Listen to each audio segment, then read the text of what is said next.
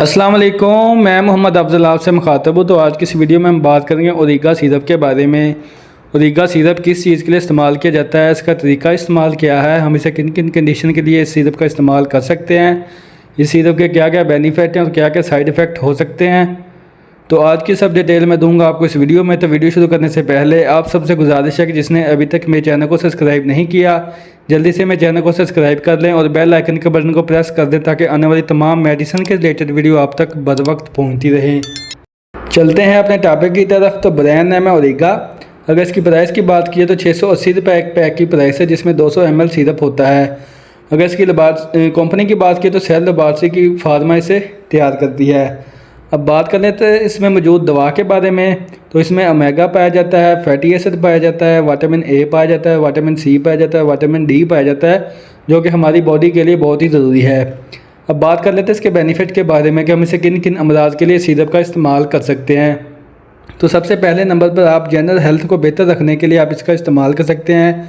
अपनी बॉडी को सेहतमंद रखने के लिए आप इसका इस्तेमाल कर सकते हैं। जिस्म बहुत ज़्यादा वीक है या फिर कमज़ोर रहता है तो इस कंडीशन में आप इसका इस्तेमाल कर सकते हैं। इसके अलावा ब्रेन हेल्थ को बेहतर करने के लिए आप इसका इस्तेमाल कर सकते हैं।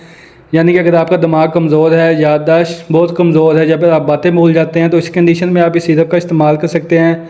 इसके अलावा हार्ट हेल्थ को बेहतर रखने के लिए आप इसका इस्तेमाल कर सकते हैं। खून की नालियों की हेल्थ को बेहतर रखने के लिए आप इसका इस्तेमाल कर सकते हैं। इसके अलावा जोड़ों में दर्द रहता है या फिर जोड़ों में तकलीफ़ रहती है या फिर उम्र के साथ साथ जोड़ कमज़ोर होना शुरू हो जाते हैं, कैल्शियम की कमी होना शुरू हो जाती है, तो इस कंडीशन में आप इसका इस्तेमाल कर सकते हैं क्योंकि इसमें विटामिन डी पाया जाता है। इसके अलावा बोन की हेल्थ को बेहतर रखने के लिए आप इसका इस्तेमाल कर सकते हैं। जोड़ों में दर्द रहता है, फिर जोड़ों में सोजिश हो जाती है या फिर चलने फिरने से आप कासर हो जाते हैं, तो इस कंडीशन में आप इस सिरप का इस्तेमाल कर सकते हैं। इसके अलावा ये इम्यूनिटी सिस्टम को बूस्ट करता है, जिसकी वजह से आप कम से कम बीमार होते हैं।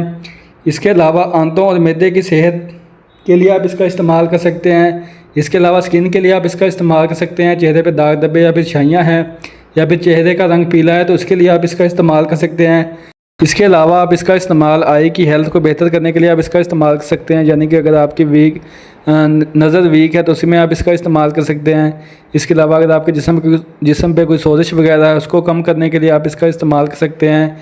किडनी के मसाइल के लिए आप इस सिरप का इस्तेमाल कर सकते हैं। अगर आपके जिस्म में खून की कमी है तो उसके लिए भी आप इस सिरप का इस्तेमाल कर सकते हैं। इस सिरप का इस्तेमाल बच्चों, बूढ़ों, मर्द हज़रात और ख़वातीन सब में इसका इस्तेमाल करवाया जा सकता है। यानी कि ओवरऑल अगर आपका जिस्म कमज़ोर है या फिर जिस्म में खून की कमी है या फिर विटामिन सी की कमी है, विटामिन डी की कमी है, जोड़ों में दर्द होता है तो इस कंडीशन में आप इस सिरप का इस्तेमाल कर सकते हैं। अब बात कर लेते हैं इसके साइड इफ़ेक्ट के बारे में कि इसके साइड इफ़ेक्ट क्या हो सकते हैं। तो उल्टी मतली की कैफियत हो सकती है, आपको कब्ज़ हो सकती है, आपके जिस्म पे एलर्जी हो सकती है, रैश या फिर खारिश हो सकती है, खट्टे खट्टे निकाल आ सकते हैं, सीने में जलन वगैरह हो सकती है। यह है इसके साइड इफ़ेक्ट जो कि 100 में से किसी एक दो बंदे को होते हैं, वरना ज़्यादा इसके कोई साइड इफ़ेक्ट देखने को नहीं मिलते। अब बात कर लेते हैं इसकी डोजेज के बारे में कि आपने इसका इस्तेमाल कैसे करना है। तो बड़ों में जो इसका इस्तेमाल करवाया जाता है वो 2 चम्मच सुबह 2 चम्मच शाम आप इसका इस्तेमाल कर सकते हैं। और बच्चों में जो इसका इस्तेमाल करवाया जाता है वो 1 चम्मच सुबह और 1 चम्मच शाम इसका इस्तेमाल करवाया जाता है। अगर आपको इस सिरप के इस्तेमाल से अगर आपको कोई मोशन वगैरह लग जाते हैं तो आपने उसकी डोज कम कर देनी है।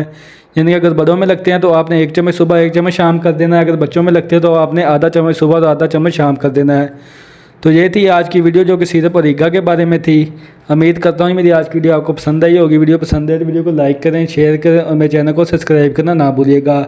इसके साथ आप मुझे इजाज़त दें, इंशाल्लाह मिलेंगे एक नेक्स्ट वीडियो के साथ। तब तक के लिए अल्लाह निगहबान।